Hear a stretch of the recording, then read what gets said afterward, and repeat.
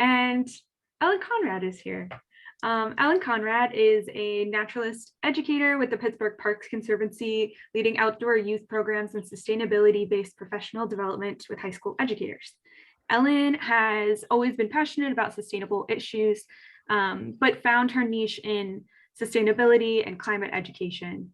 Ellen graduated with a degree in environmental science from Goshen College in Goshen, Indiana, and moved to Pittsburgh in 2017 to work as a service fellow at the Environmental Charter School. She then worked with Green Building Alliance and Healthy Schools Academy, which plugged her into an amazing network of passionate climate educators and activists. She is excited and honored to continue creating opportunities in classrooms for sustainability, education, and climate literacy. Outside of her professional life, Ellen enjoys being outdoors, whether it's hiking, camping, or biking. She also serves as board president for Communitopia, a local climate education youth empowerment organization. She enjoys finding new restaurants, creating things that have reclaimed material, and making friends with strangers. And every time I mentioned that we were having Ellen tonight, everyone was so excited and has such great things to say. I'm sure you're used to that, but okay, Ellen, all you. They say the best the best compliments are the ones that people say behind your back. So thank you. That's really nice to hear. And it's really nice to be here. So thank you everyone for having me. I will pull the screen. I'll just say while I'm pulling everything up that how do I present? Oh, slideshow. That I have heard such great things about Reimagine Turtle Creek and all of your work that you've done. And I've heard little bits and pieces about this from many different people over the time I've been in Pittsburgh and ever since you all have started. So really admire your work. Community organizing is not easy. So yeah, so anyway, I'm just really glad to be here. And the topic of the presentation today is about the United Nations Sustainable Development Goals, which we'll get into a little bit more as this presentation continues. But the big question today is, how can the UN Sustainable Development Goals, or the SDGs, strengthen our neighborhoods? Through my work, both at the Pittsburgh Parks Conservancy, which is my current role, and at my previous job at Green Building Alliance, we use these a lot as frameworks for talking about sustainability. And so, I'll present the framework today, and, just as frameworks work, some don't. I'd be really interested to hear what you think about them and how you can see this applying to your organizing efforts. Just a bit about the agenda. We'll do some introductions. I would love to learn a little bit more about everyone. And then we'll do an overview of the goals themselves as a whole. And then how to use the SDGs as a framework and then putting that into action. So this is an active presentation. I'll be asking for you to share with me a bit about your thoughts, sharing more about what you do with Reimagine Turtle Creek, and then just hearing your reactions to the UN SDGs. So we can do this. There seems like there's quite a few people on the call today. So people can put this in the chat, or you're welcome to share. We can do like a hybrid. So if you prefer to just kind of put these things in the chat, that's great. If you'd like to unmute and share verbally, that's also great. I'll go first while people are reading through. My name is Ellen Conrad. My pronouns are she, her. I live in the neighborhood of Garfield. So that's in East End of Pittsburgh, right near Highland Park. And then as far as how much you know about the UN SDGs, I like using this mild, medium, and spicy rating, talking about how much you feel familiar. So I feel pretty spicy. I hope I feel spicy because I'll be talking a lot about that today. It'd be bad if I was mild, I think. And then my favorite thing to do in the snow is to go sledding. That's what I did on Friday. I went with my roommates to go sledding, and we built a ramp, and that was really fun. So that's a little bit about me. Would anyone like to unmute and share about themselves? I'll also keep an eye on the chat too.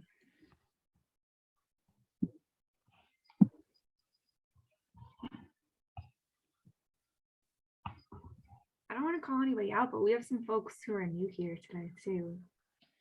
Felicia, John, Joe has never been to a TICMAC meeting. Lana, Kathy.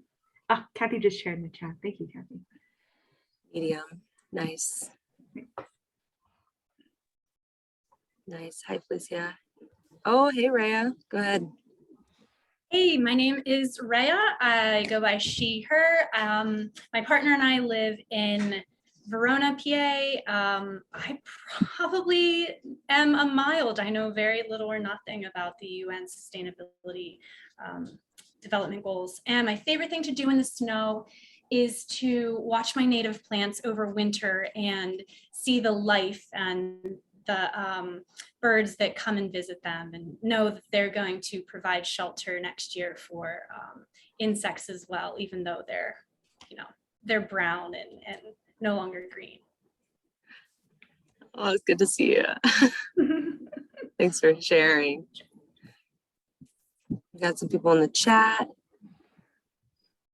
That's some mediums. Hi, John. Hi, Felicia. Hi, Kathy. Oh, I love hiking in the snow. That's like one of my favorite things. It's so peaceful and quiet.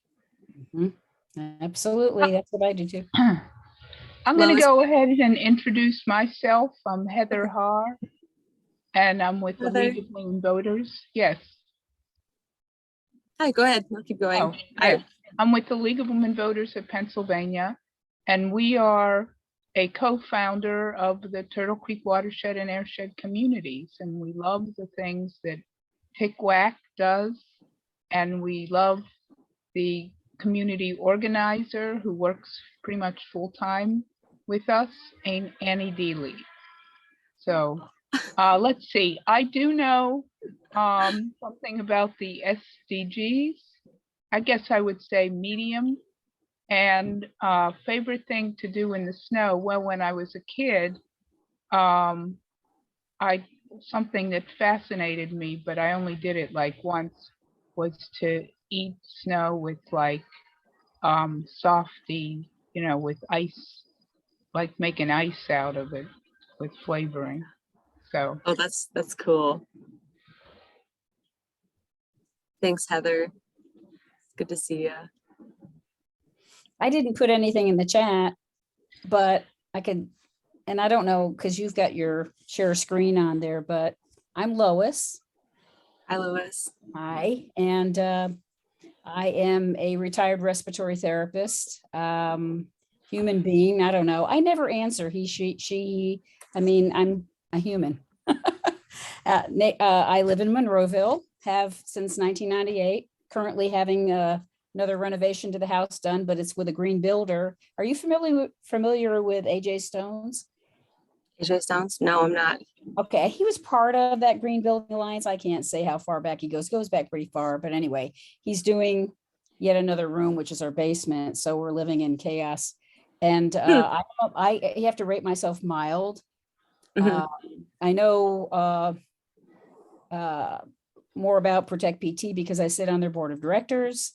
And the favorite thing that I do in the snow, besides hiking in Boyce Park, which is just lovely to do that because you can do that, is trying to, catch somebody with a really good packed snowball when they least expect it.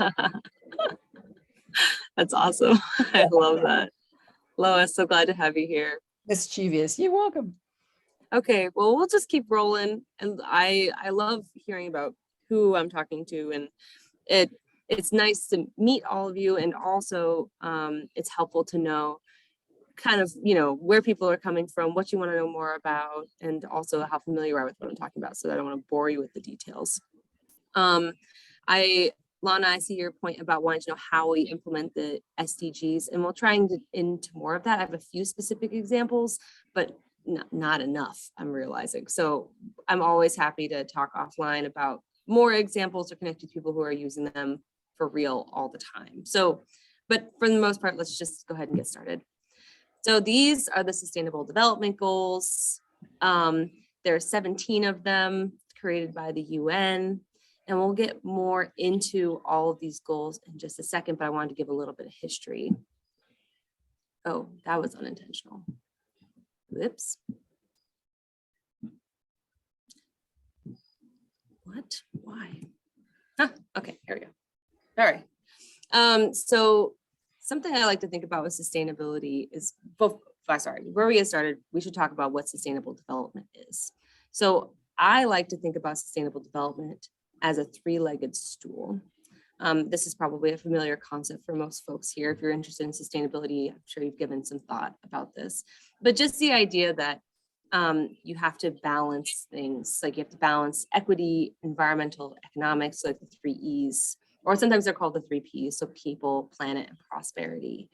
So the idea is that if you're missing any one of these pillars, then the stool will topple. They won't be able to balance what you're trying to create. And that they're all an important part of creating a developed economy. So that's something that the UN SDGs, I think, illustrates really well in its work. And I would love to hear more about your thoughts about that as we keep going. Is this familiar to anybody? Just like you can analog kind of, yeah, Heather. Okay. Lois, yeah, it's kind of common sense, you know? So the UN SDGs were actually based on the United Nations Millennium Development Goals. These were created in 2000 to 2015 as a way to promote global development. And so instead of 17, there were 8, and they had a lot to do with education, a lot to do with health. There's a little bit about environmental stability here. And it's just an interesting take on like different issues at a different time. So they were fairly successful, and I'm not able to share my notes that are in my slides. I have the link to like more information about each of these, but I'll probably just have Annie follow up with an email with more information about these if you want to hear how it went. And in short, it was successful. They were able to combat AIDS and tuberculosis. Child mortality reduced by quite a bit. They were managed to reduce poverty and social exclusion in many parts of the world. Obviously, if you're making goals for all the countries around the world, different things are more of a focus in different places, or they mean different things. So I see a chat come in. Hi, John, welcome, no worries. Okay, so that brings us to the Sustainable Development Goals. The goals were founded in 2015 by the United Nations as a way to lead global development. And so they really take those Millennium Development Goals and expand on them, really focusing in my view, on those three-legged stool types of things. So environment, economy, equity.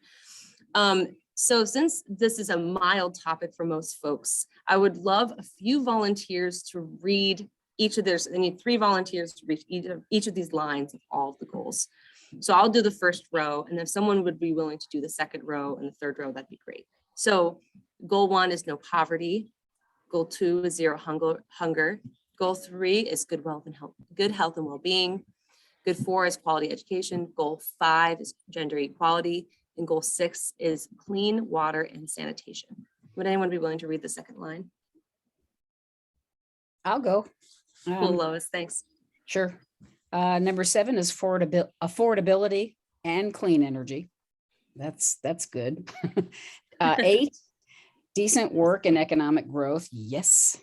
Number 9 is industry, innovation, and infrastructure. Yes, yes. Number 10, reduced inequalities. Yes. Number 11, sustainable cities and communities. This keeps getting greater. And number 12, responsible consumption and production. Awesome, Lois. One more volunteer to read the last line, please.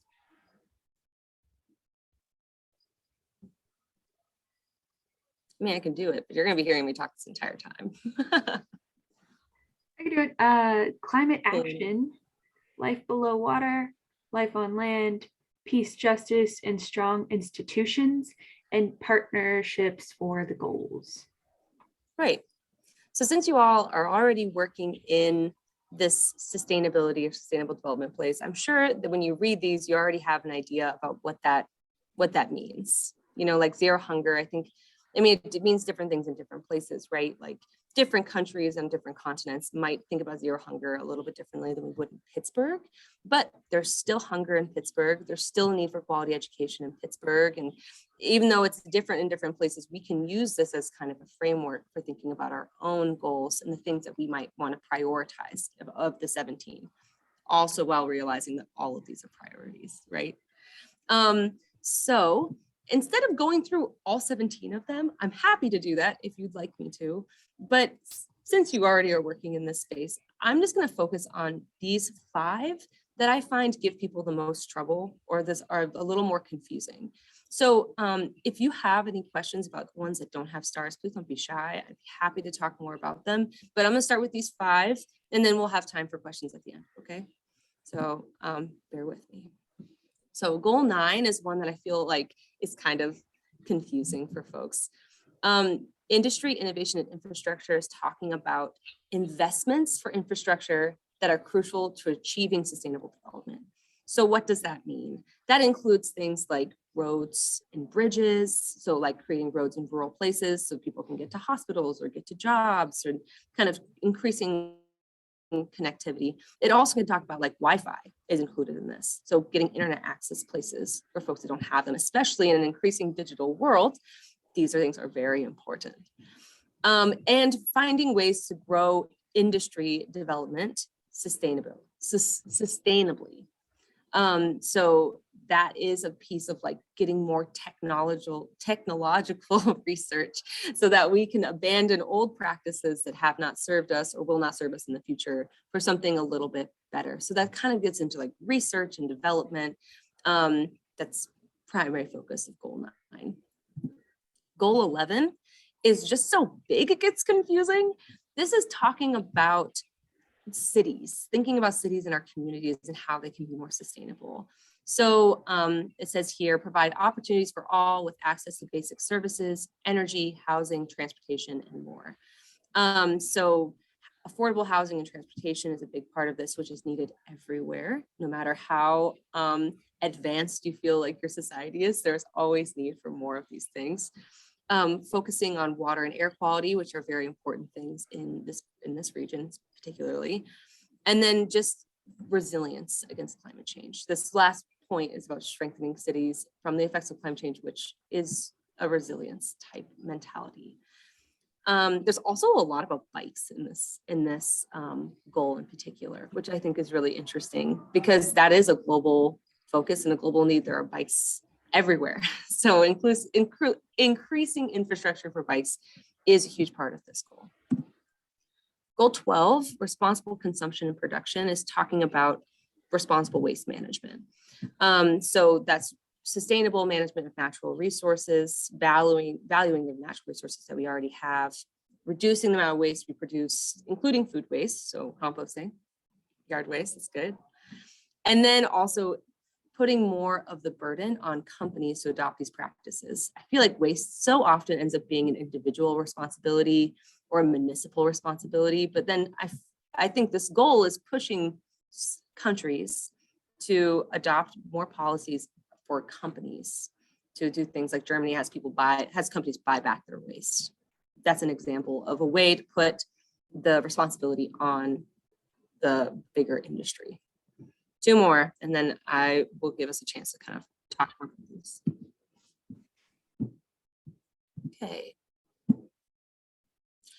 Okay, I'm gonna skip a couple and go to goal 16, peace, justice, and strong institutions. This is about violence and exploitation worldwide. So this can exist on many levels, as you can imagine. It includes reducing corruption and bribery in all forms, and increasing transparency and representation in government and government processes. So depending on what your government is like, this can mean many different things. For some countries, this means just having any type of information about what's happening in the government process, legislative process.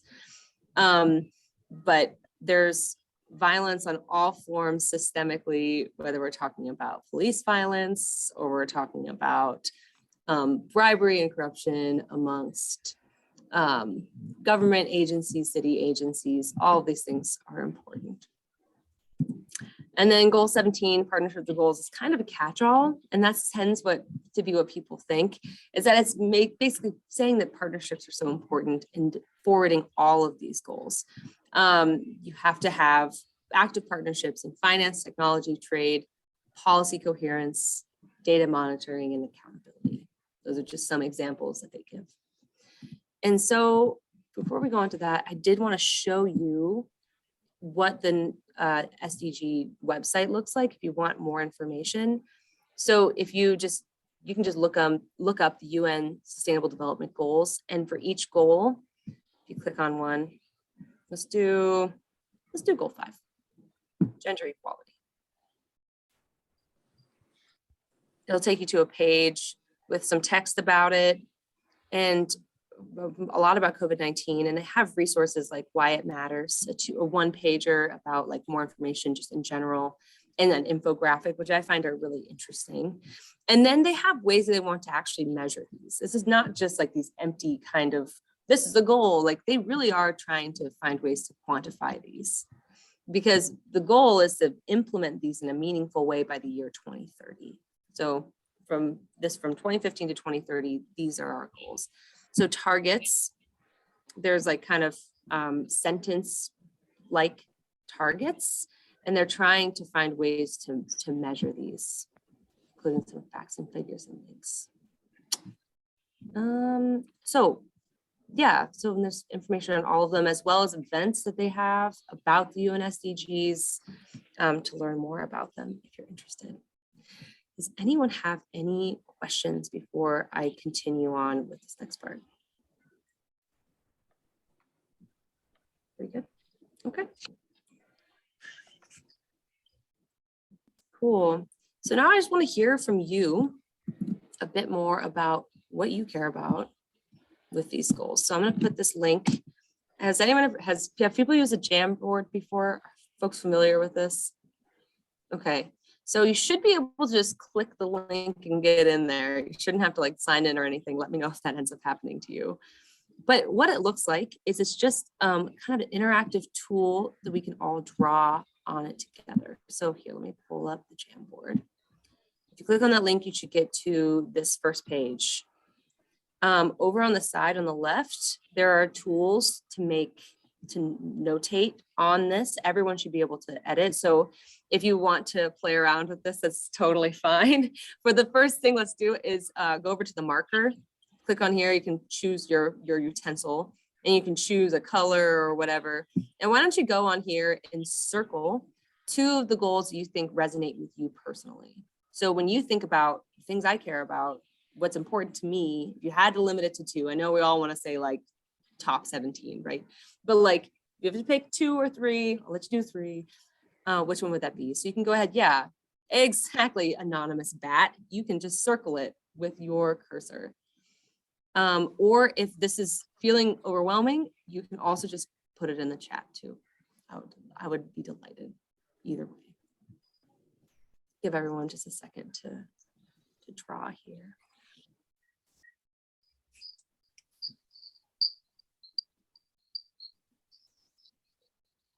Nice.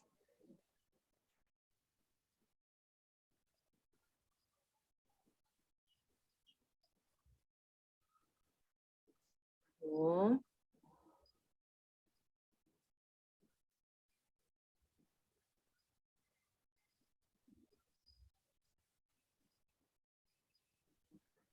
Did you say more than one? You can do, I said I was gonna make you do only 2, but I gave in and so you can do 3. I suppose it's fine. I suppose you can have more than one interest.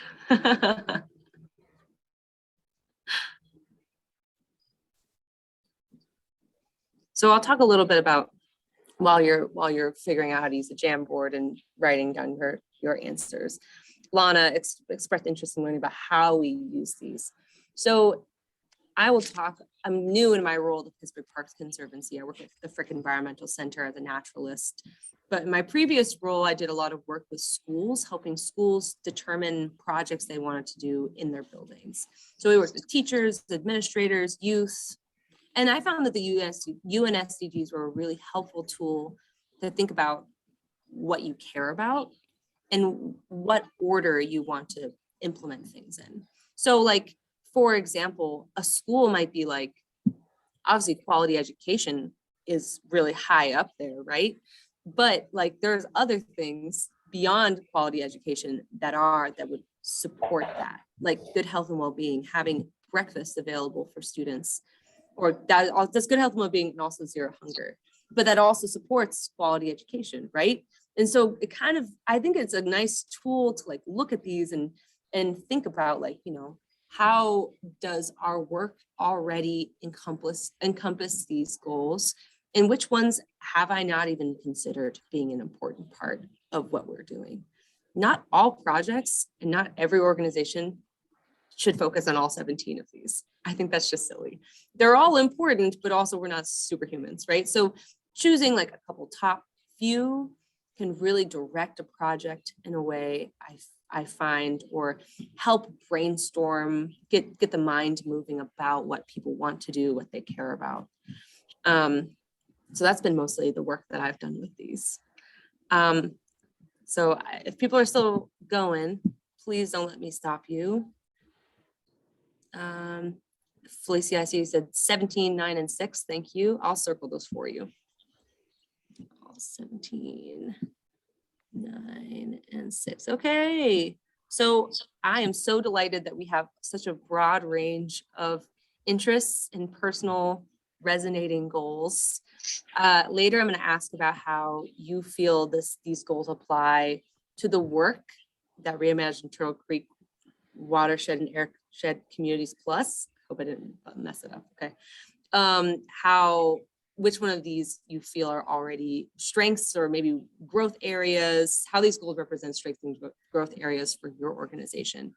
But I love the fact that people have so many interests. There's a lot of commonality around climate action, peace, justice, and strong institutions, no poverty. Awesome. Thank you, everyone. We'll come back to this in just a second. And I wanted to just talk a little bit more about the UN SDGs as a framework. I should have included more about this because I know that would be really interesting. But there are a couple prominent institutions in Pittsburgh, other than and worldwide, that use the UN SDGs as a way to structure the way they think about development and sustainability. So, I mean, first of all, it's like the freaking UN uses them. So a lot of different countries around the world are influenced greatly by the UN, but so is the city of Pittsburgh. So the city of Pittsburgh actually released a report about their voluntary use and adoption of the UN SDGs to think about development in the city. And these 4 main points, I'll read them, are kind of their reasons why they chose them. So they want to commit to a shared agenda with a global community, realizing that we are all interconnected. That's an important part. They want to use them to help identify gaps in Pittsburgh's sustainable future. So that's an interesting, like the idea of like growth areas. The UN SDGs can help us identify those.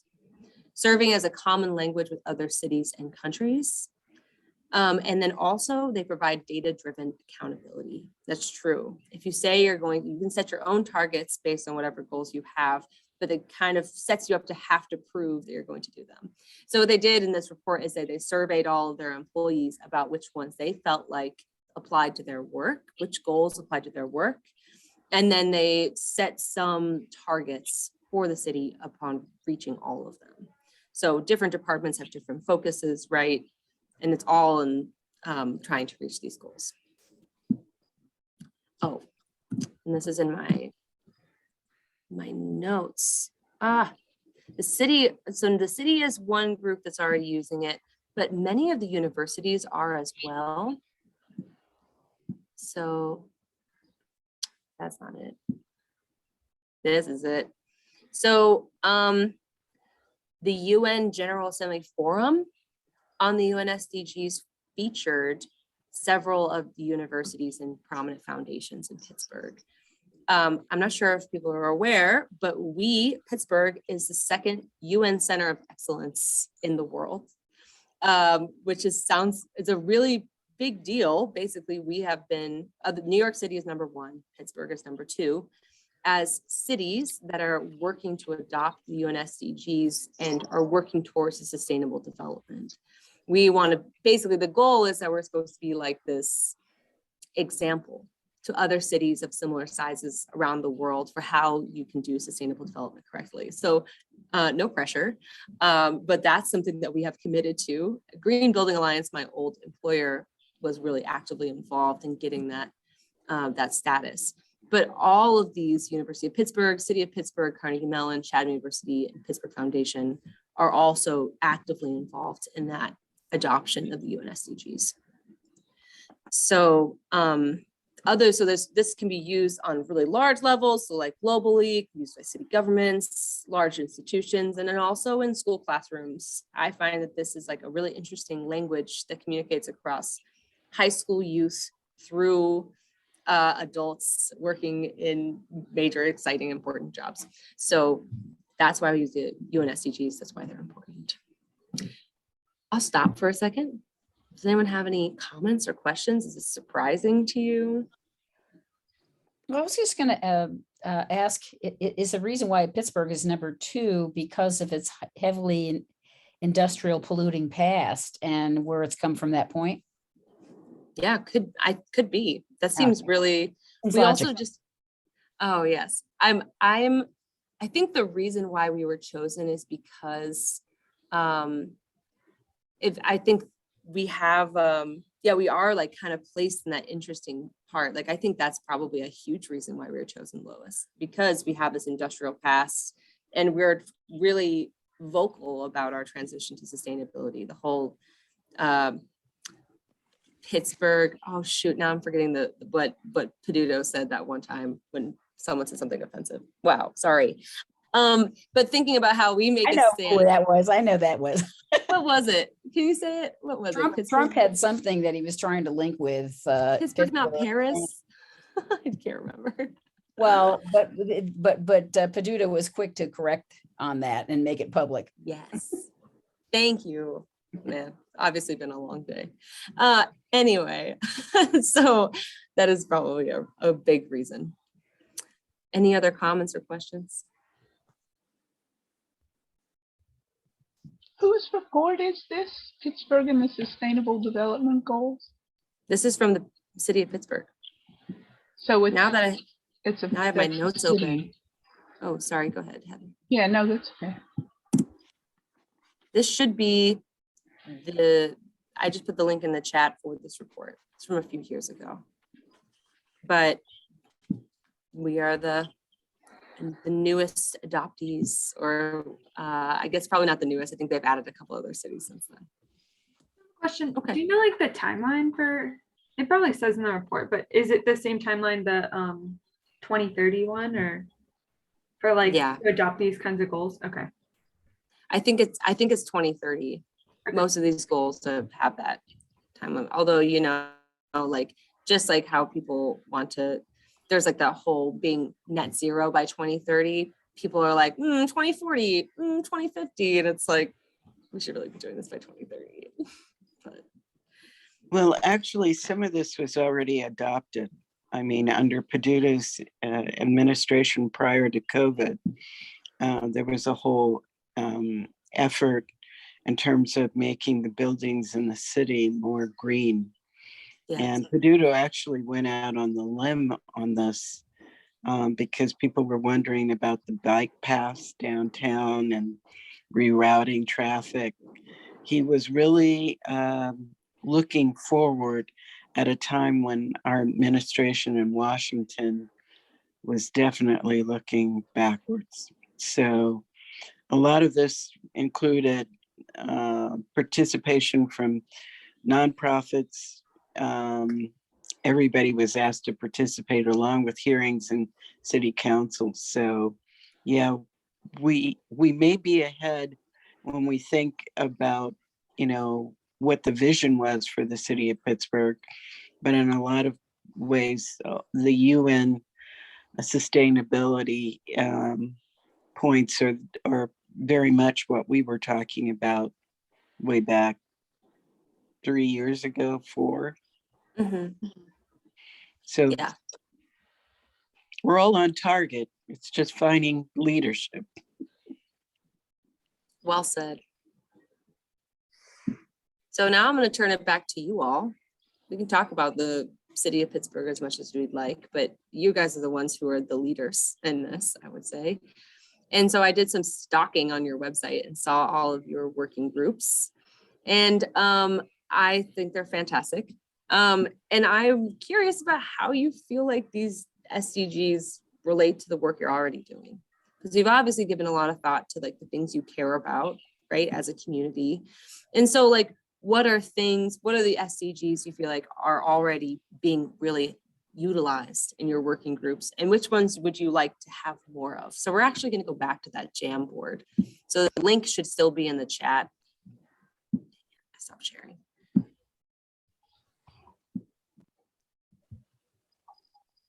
Okay, let's go back to the jam board.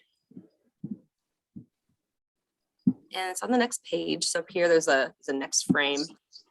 You click over. Your task is to look through all 17 of these, and you can think about one working group that you happen to be really involved in, or you can think about the group as a whole, and use the marker, the green marker, to circle the ones you think are your strengths, and maybe some that could be growth areas. So depending on how deeply involved you are in the working groups or the organization as a whole, you might have more information about the strengths or the growth areas. But we'll go ahead and give about 5 to 7 minutes to do that. And then I would love to hear from some folks about what you chose and why, maybe some examples, because I don't know everything about your group. So I'll give you some time to do that. Does anyone need the link again? The offer still stands if you'd like to put them in the chat. That's totally fine. It looks like the old circles are in place where I've looked before. Your board was clear, but I If you see. go to the, Yeah, go if you ahead. go to the very top. Oh, right up there's here. another page. I get it. And there's another page after that, but it's blank. So I think that I noticed that with the groups, the different task force groups in TICWAC, that, one of them is about single-use plastic, but I don't really see anything. Back in 2000, I guess they weren't thinking about it as much.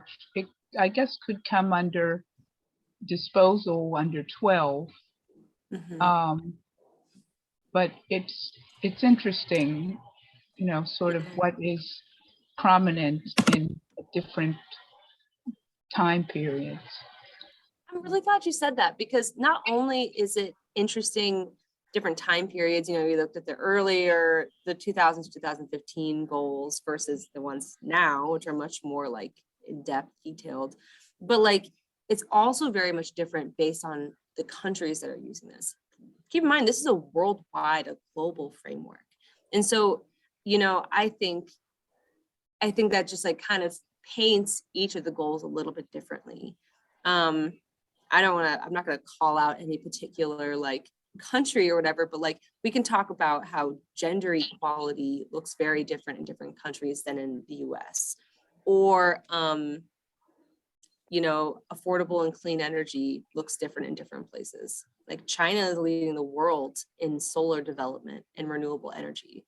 So for them, that's a totally different type of priority than in the US, where we're still trying to figure out what we're doing. Getting better, we're figuring it out. There's some progress there. But see where we're going with that. Oh, so anyway, thank you for saying that. I do think it's interesting. There are some specifics missing that if I was writing these for Pittsburgh, it would be much more specific. So I'm seeing some green and some blue. So thank you. If you haven't yet changed colors, you can go over to the pen on the left, and there should be something that pops up where you can choose a color. I said blue just because red felt a little bit too like harsh, So if you haven't already, please change your color and you can add a little bit to this.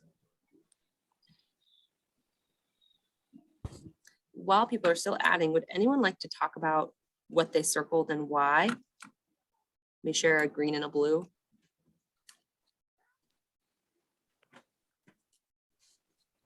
Joseph, go ahead. Okay. So for one of my greens, I went ahead and circled clean water and sanitation. I'm the environmental scientist with Protect PT, so that's something that I work kind of in close conjunction with, is monitoring water quality and air quality and things like that. So that's something that I'm actively working on. One thing that I put in blue was economic growth. And the reason why I put that in blue is because while sustainability does lend itself to creating good, decent jobs, that's something that not a lot of people really like to hear. They hear that by getting rid of unsustainable energy extraction, we're getting rid of good, high-paying jobs. And that's a narrative that has been very common, especially here in Appalachia, where people have historically been working jobs that aren't good for their health, jobs that aren't good economically, and we're kind of people that have been historically shortchanged. And so we need to try and do our best to change that narrative into, yes, we're people of Appalachia and we are used to doing these horrible jobs, but we can get good jobs too, and we should try and strive for that and switch that narrative. Thank you. I think a lot of people agree with you on the blue by the looks of it. Would anyone like to add on to that point?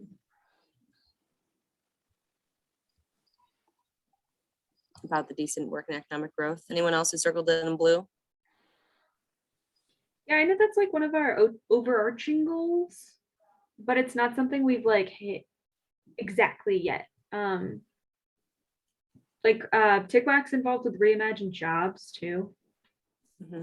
I know Heather works on that, but that's essentially bringing in sustainable industry. Yeah, Reimagine Jobs is a website that provides information 24/7 about sustainable careers and sustainable job opportunities. And so, the idea is to make people more aware of the breadth and type of jobs that are sustainable. So it's not like there's nothing you can do without hurting the environment. So, Right. And we're, if anybody here is involved with a company that wants to exhibit on the website, reimaginejobs.org, just go on the website and contact us, and you'll put together like an ad to have on the website. That's cool. But do you have like places there for like volunteer positions and like board positions? Yes, there's some, like Duquesne Light has different internships. Cool. We're looking for board members for a couple organizations I'm a part of, so that's like what I was asking for. Oh, Communitopia yeah, is a climate oh, action organization for youth, and then there's one for plastic recycling, localized plastic recycling. So anyway, if you're interested, you just put interest in the chat, or I'll add it to Reimagine Jobs. Actually, sounds great. Great. Yes, thanks, Annie. Go back. I opened it, but I want to not show that. Okay, here we go. We're back. I would love to end. Well, because we have still 10 minutes, but there's a little bit of disagreement on a few of these. Would anyone like to talk about reduced inequalities? Whether you're blue or green? I'm not Sure. calling people. Oh, Sure. This is Rhea. I marked it as green. As coordinator of food systems, we really take into consideration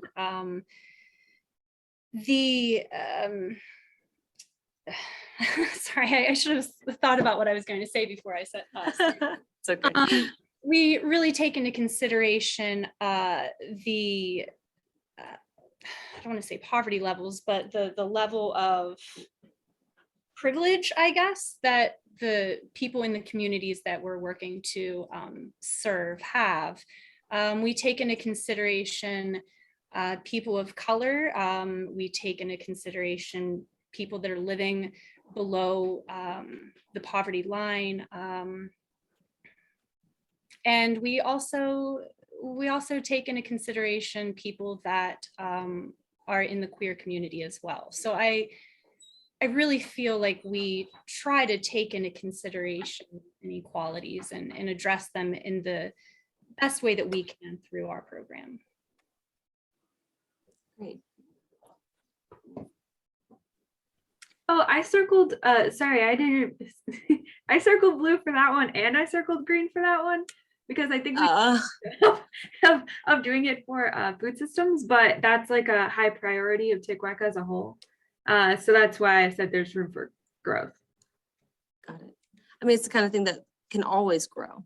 Like no matter how good you're doing, you can always do better, right? Is that what you're gonna say, Rhea? I saw you unmuted. Oh, I was just gonna say, I can definitely agree with that. Yeah, good call, Annie. Cool. See ya, John. Thanks for the ideation on justice, folks. Bye, John.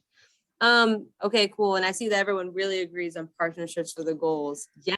If I was going to say anything, it sounds like you all really know your community and the networks that you have, and you're really tapping into those. Would anyone like to share anything else about the partnership for the goals, since that seems to be a high green area?